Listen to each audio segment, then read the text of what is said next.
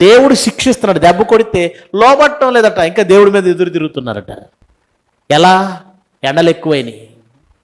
ఎక్కువయ్యాయా? ఎక్కువయ్యాయి. ఎందుకు ఎక్కువయ్యాయి?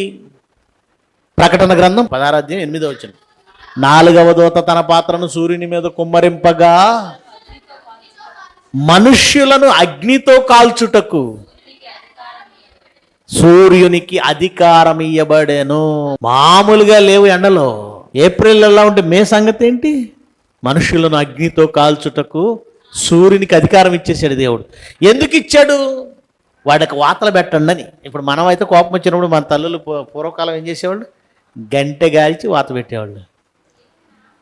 వాత పెట్టేది ఎందుకు? వాడి వాతం తగ్గాలని. తిరుగుబాటు చేస్తున్నాడు, వాత పెడితే తగ్గుతుంది. దేవుడు వాత పెడుతున్నాడు, సూర్యునితో కాలుస్తున్నాడు. ఆయన గరిటితో కాల్చడు, అట్లకాడతో కాల్చడు, సూర్యుడితో కాలుస్తున్నాడు. అప్పుడు ఏం చేయాలి?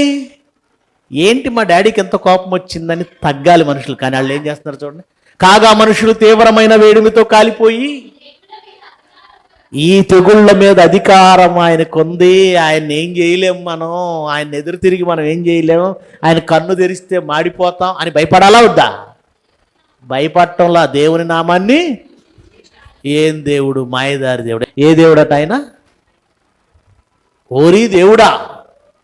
ఒక డైలాగ్, ఓరీ దేవుడా లోకం మారేరా, ఓరీ దేవుడా. ఎంత ధైర్యం అండి. తీవ్రమైన వేడిమితో కాలిపోతూ ఏం చేస్తున్నారట? దేవుని నామమును దూషించిరి గాని మారు మనసు పొందినట్లు ఆయన మహింపరచలేదు.